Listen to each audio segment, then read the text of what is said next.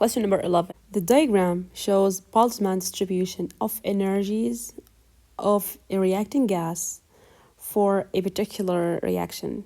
The activation energy is X. So, let's recall this Boltzmann distribution. In this case, as we can see, it shows that we have y-axis and it appears, or let's say it shows the number of particles, okay, with energy, and the x-axis is for energy. Which change to the diagram occurs if the effective catalyst, if an effective catalyst is added to the same temperature? So once we say adding catalyst, then we never ever change the shape of the graph. No change. It will be the same. Only thing that will happen once you change the catalyst, you're gonna shift this here to here. Okay, it will be, yeah. So here we're gonna have decrease in the value of activation in energy once we add catalyst. So let's have a look at the questions in here and what are the answers. Okay, the more particles, let's start with A. The more particles will possess higher value of A. No, it's not correct at all. The peak will move to, no change in the peak. The peak will move to the right, no change in the peak. The value of activation energy decreases. Yeah, this is the only mission of catalyst. Put in your mind the activation is decreased by changing the mechanism of the reaction. So suppose that this is the target. The mechanism is for this like this, yeah. So if you add a catalyst, for example, if we change the mechanism to be like this. So in this case, the energy is decreased. So the question here is decreasing the activation energy. The answer is D. Which element requires the least number of moles of oxygen for the complete combustion of 1 mole of its atom? So first of all, it says that the least number of oxygen. For example, if you remember, aluminum, once it reacts with oxygen, it gives you Al2O3. Then the ratio is 2 to 3, oxygen. If you have magnesium, MgO, the ratio is 1 to 1. Phosphorus, it's P2O5. Then the ratio is 2 to 5.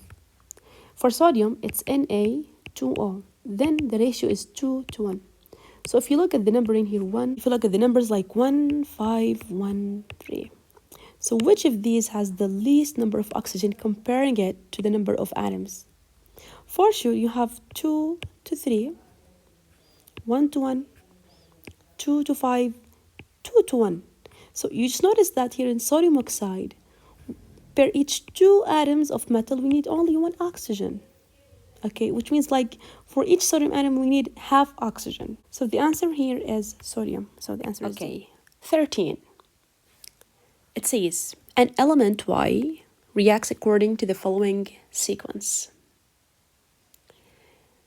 What could be element Y? So you will start doing, let's say, algorithms in this case. So it says that you have Y. First, Y burns in oxygen to give a white solid. So once you say like white solid, it reminds you of metal oxides. Okay, how can I make sure this is a metal oxide? It says that once we add hydrochloric acid, it gives us solution. So what does this mean? It means that hydrochloric acid, you know it's acid, right? Once it reacts with a white solid and gives a solution, then this white solid is a base because we have reaction right here. And that's why it turns to solution. So suppose that a white solid here is acid, then no change will happen. You still have the white solid.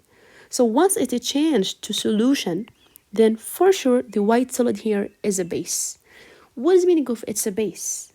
It means that you have metal oxide. Metal oxide. We can exclude P because it's non-metal. It's acidic. Once it reacts with hydrochloric acid, and no reaction happens there. Okay. Once the solution is reacted with NaOH, it gives white precipitate.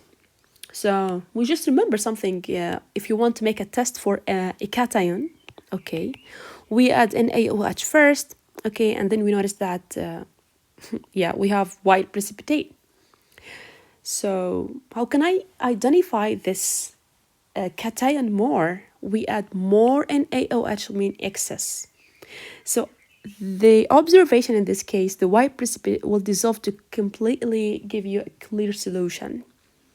So what we conclude in this case, first, once we add a sodium hydroxide to a metal and having a white precipitate, then we can say it's not good for sodium.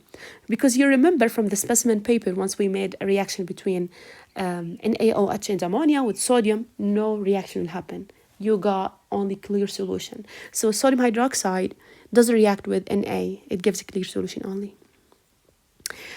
Okay, and now you could have two possible answers, Al or Mg. Okay.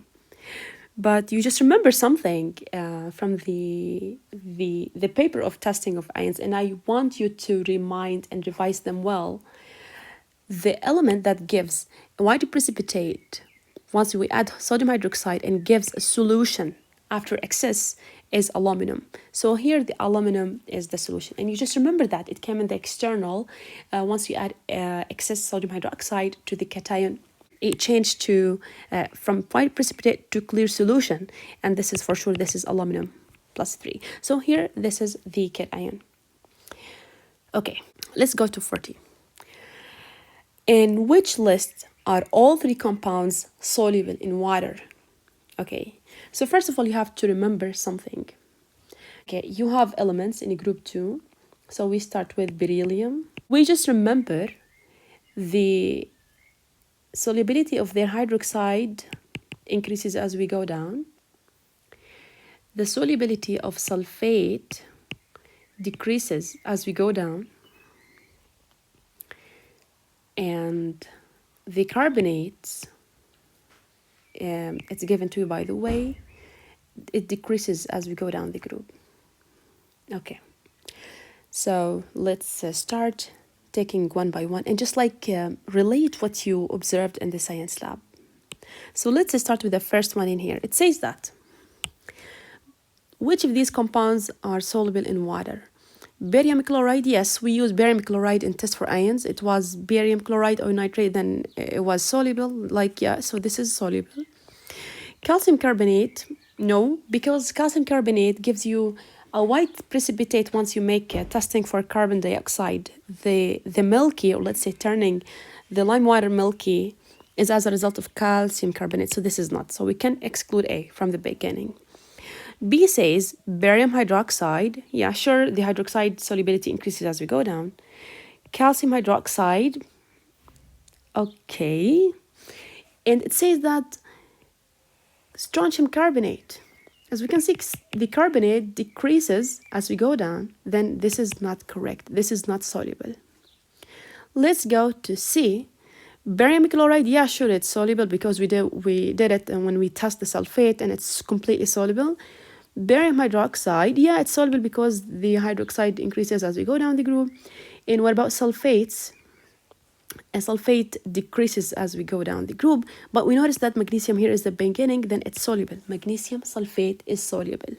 Okay, it's soluble because it's here, it's in the upper part in here. So the answer is C. Let's go to C. D. Why it's not correct. Barium sulfate. Oh my God, we just learned something. Barium sulfate, it's a white precipitate since you make a test for sulfate. This one here. This is another, let's say, tricky question. And as we told you before, once you read the question, it needs information about moles. You have to construct an equation. So let's go and see. Anhydrous magnesium nitrate, MgNO3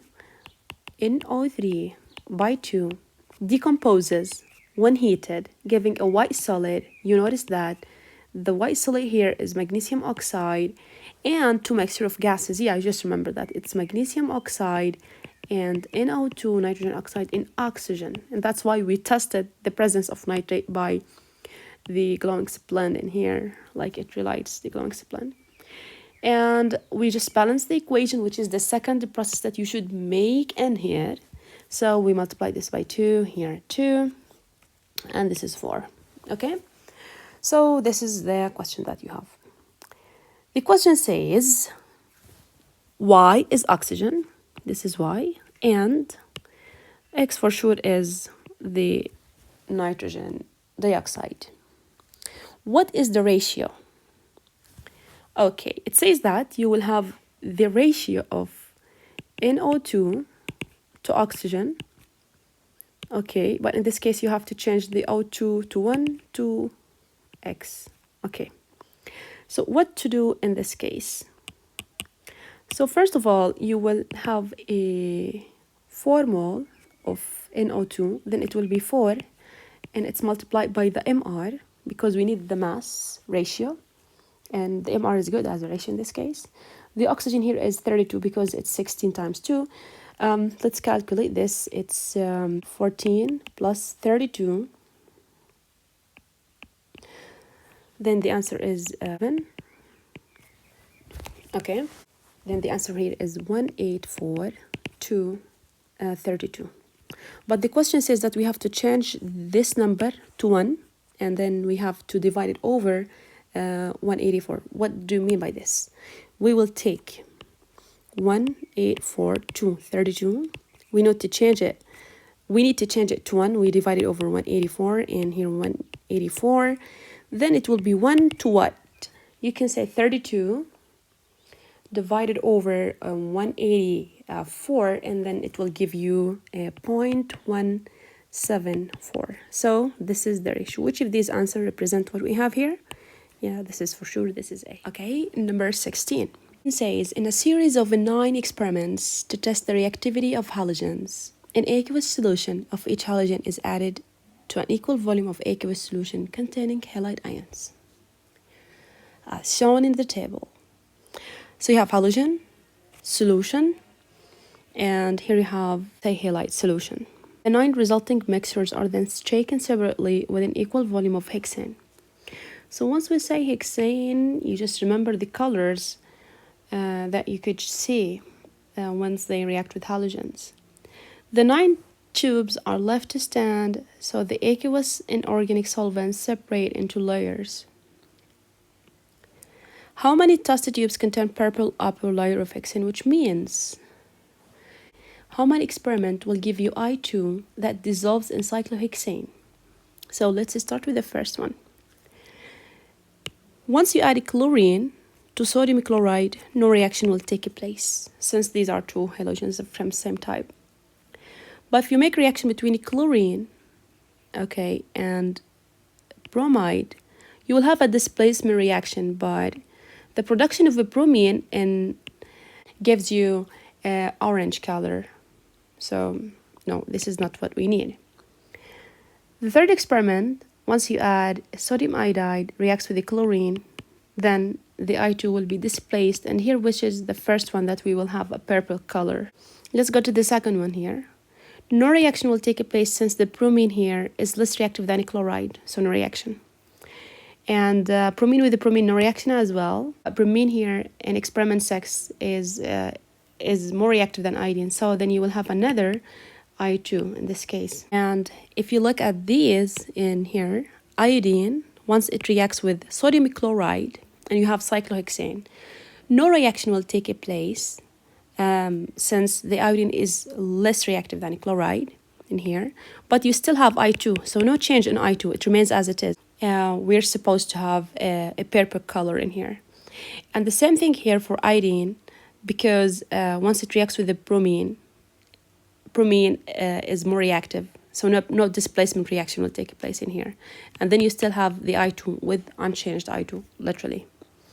And the second experiment, no change will occur, but you still have I2 in this solution, no change occur as well. So we're supposed to have 5 test tubes that give a purple color, so the answer is D. Okay? Let's go to question 17. It says that Z is a compound of sodium, chlorine, and oxygen. Sodium, chlorine, and oxygen. It contains 45.1% by mass of oxygen. Z is prepared by reacting sodium hydroxide with the chlorine. Which row shows condition used for the reaction and oxidation state of Z? Oxidation state of chlorine and Z. So first of all, we just remember that we could have NaClO or NaClO3, right? So once we have NaClO3, then it has oxidation number of a +5 and it's used in hot solution.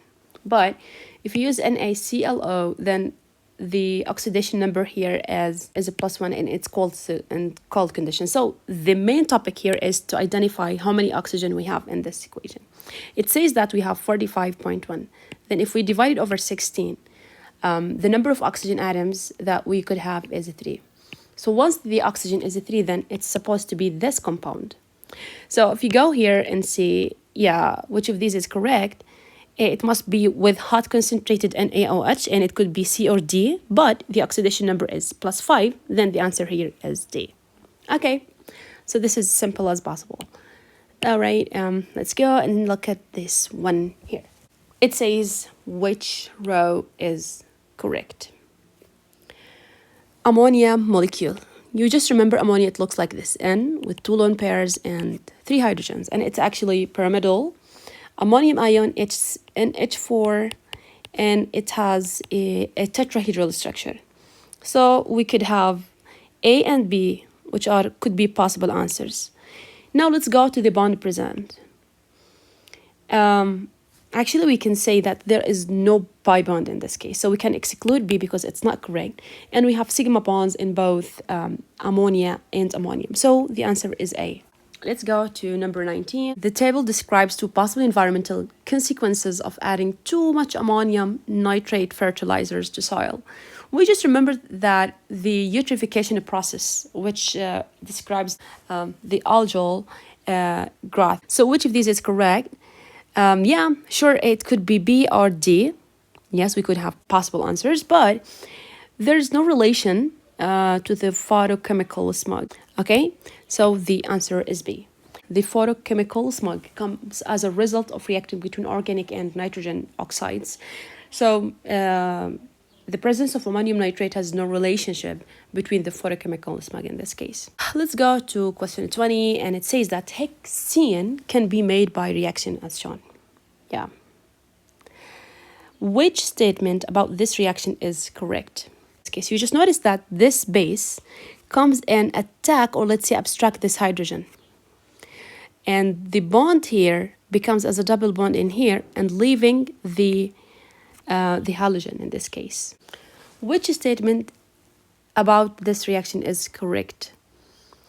CH3 by 3 CO negative is behaving as a Bronsted-Lowry base. Yeah, sure, because once you have a negatively charged atom that has ability to abstract a hydrogen, then it's completely a base. And actually it works as hydrogen acceptor. Yeah, so this is hydrogen acceptor, this is a base, this is a true 100%. But don't stop here, you have to read the other choices. The CH3 by 3 blah blah is behaving as oxidizing agent. Actually, we don't have any redox reaction in here. No reaction, no. The CI bond breaks via homolytic fission. No, once we have something like this is not a homolytic. The homolytic indicates that you will have 2 arrows like this. So this is not. This is heterolytic. And the big reason about that is all of the electrons in this bond are coming to iodide ion. This is heterolytic fission. So this is not correct. This is hydrolysis reaction. No, this is not hydrolysis, since we don't use any water to break any bond. Yeah,